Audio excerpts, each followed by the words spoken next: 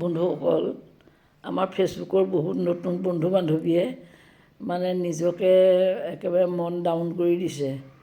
মানে ইমান দিন হৈছে মনিটাইজেশ্যন পোৱা নাই। এইটোৰ কাৰণে কোনো দুখ কৰাৰ কাৰণ নাই, কষ্টৰ অসাধ্য একো নাই।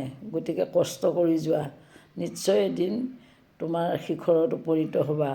ময়ো মনিটাইজেশ্যন পোৱাৰ কাৰণে 2 বছৰ চেষ্টা কৰিছিলোঁ, তাৰপিছতহে মনিটাইজেশ্যন পাইছোঁ। গতিকে তোমালোকে কাৰো আজে বাজে তেলমৰা কথা শুনি লাভ নাই। তোমালোকে মুঠতে ৰেগুলাৰ যি পাৰা 2-3টাকৈ ভিডিঅ' দি যাবা। তোমালোকে দেখিবা এদিন তোমালোক সেই শিখৰত উপনীত হ'ব পাৰিবাই। এতিয়া ইমান সোনকালে হাত দাঙি দিলে কেনেকৈ হ'ব? পইচা বোলা বস্তুটো ইমান সহজতে নাহে নহয়, অকণমান কষ্ট কৰিব লাগিব। কিয় ইমান খপজপ কৰিছা? লাহে লাহে দি থাকাচোন, হৈ যাব।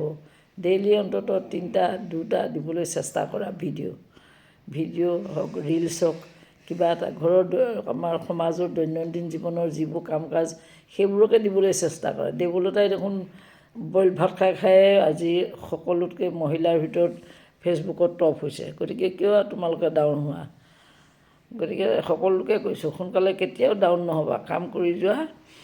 হতাশ হৈ দিলে কাম আৰু আগুৱাই যাব নোৱাৰিবা। কৰি যোৱা, নেৰিবাচোন চেষ্টা, এদিন নিশ্চয় ফলৱৰ্তী হ'বা। ধন্যবাদ। তোমালোককো আমি সহায় কৰি যাম, আমাকো সহায় কৰিবা, আশা ৰাখিলোঁ।